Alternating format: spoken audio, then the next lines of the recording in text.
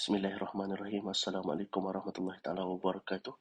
Okay, once again, my name is Muhammad Fadullah bin Abu Bakar. So, on behalf of all authors and research team, so today I will present another paper, which is the title, The Impact of Auto Transit Travel Time Toward the Service Quality of Bus Performance, Case Study of West Klang Valley. This is the presentation outline, which is as usual from introduction, objective, methodology until recommendation at the end of this presentation. Okay, next, introduction. Okay, firstly, developing countries have a serious traffic congestion problem in the process of urbanization. Most urban areas in developed countries have high traffic volume and have reached the saturation level. Congestion also increases the probability of traffic incident, increase the accessibility infrastructure and mobility for public transportation. Next, fast-paced development was not simultaneous to the government initiative to reduce traffic congestion and control the volume of vehicles.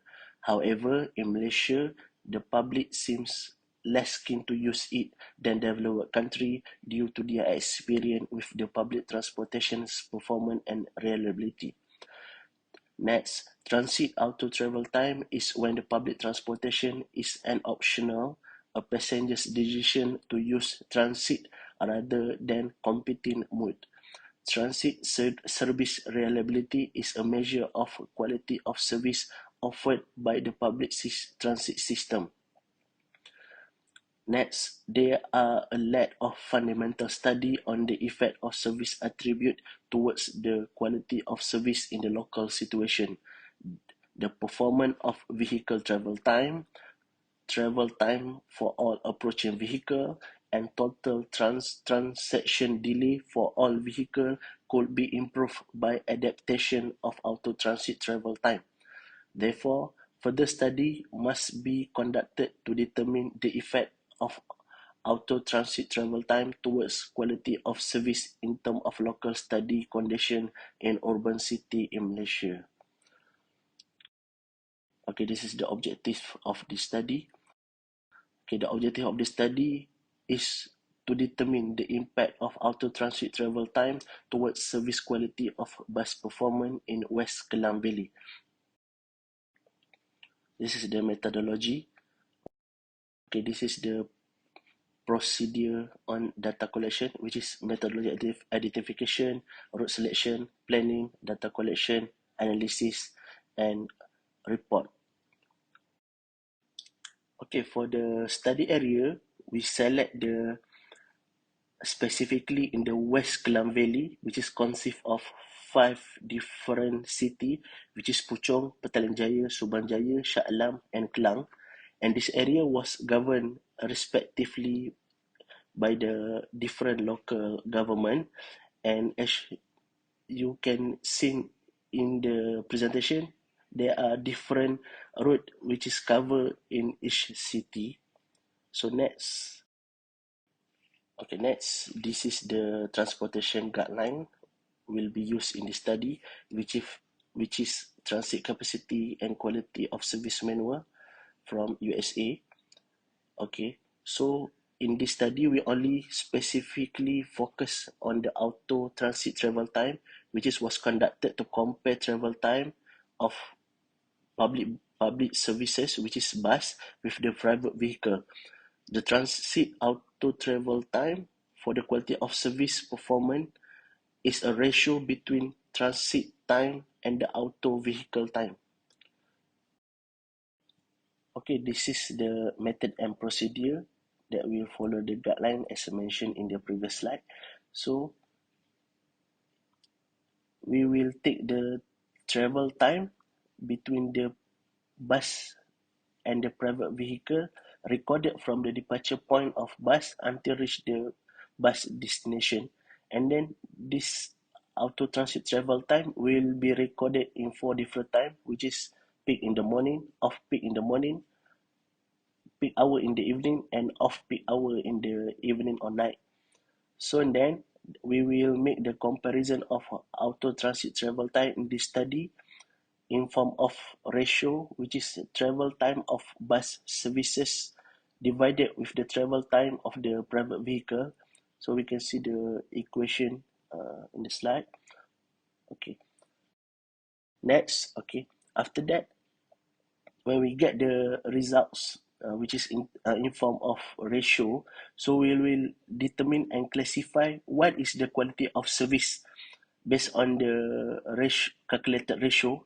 So, for example, if less than 1, we can classify it as a QSA, and at the end of table, if the result is bigger than 2, we can directly classify it as a QoSF, which is this is the table we refer from the guideline. Okay, next, this is the results and discussion in this presentation. Okay, for first location is Puchong. Okay, based on the figure 2, it shows that the comparison of the auto transit travel time for all route in Puchong. Okay, we can see that for the route T600, it shows that both weekday and weekend is classified as a QSC, but the figure shows that on the weekend it's slightly more than weekdays because the reason is traffic volume is much higher on the weekend. Okay, other than that, for the route T604 on the weekend was classified as QSC, meanwhile at the weekend classified as a QSB. Okay, based on the observation, this route is much busier on weekday because people go to work and have more bus stop compared to the other route. Okay, lastly, for the route T605, both weekend and weekday obtain QSB because this route is shorter compared to other two route, and it is the less busy route. Okay, next is Petaling Jaya. Okay, here also got 3 route.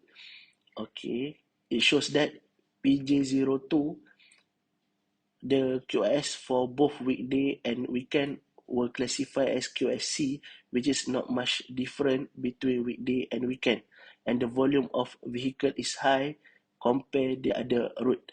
Okay, lastly, for PJ03, both weekend and weekday were obtained QSB because this route is a shorter route and the traffic is not heavy on the day observation. Okay, next, the third destination is Subanjaya. Okay, based on figure 4, it shows that the comparison of the auto transit travel time in Subanjaya. Okay, the result obtained that the travel time of the bus take up to 20 minutes longer than travel time of the car.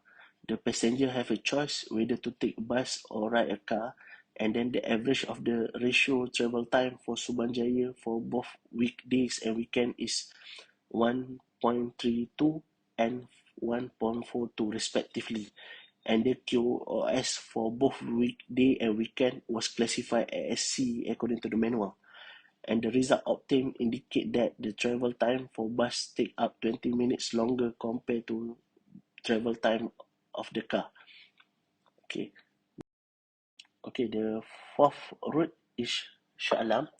Okay, this is based on the figure 5, shows that the auto transit travel time in Shah Alam. Okay, for route T757 for both weekend were classified as QSC, while the other route will obtain QSC for weekday and the QSB for weekdays. And then as for route T757 and T758, the distance between each gap is quite long, although the route for both route are shorter compared to SA01. Okay, meanwhile, route SA01 will obtain QSC for weekend because bus must stop at each bus stop around 1 or 2 minutes because a lot of people are using this bus at this route. Okay. Okay, the last location in the study is Klang. Okay, based on figure 6, it shows that the comparison of auto transit travel time in all route in Klang. Okay, based on the result shows that route KLG01 will obtain QSC for weekday and QSD for weekend. Meanwhile, for route KLG02, both weekday and weekend will obtain QSD. As for the route 704, both weekday and weekend will obtain QSD and C respectively. This is because all routes are long and have many stops. And as we know, traffic volume in Klang is quite heavy and all vehicles are mixed using the same lane.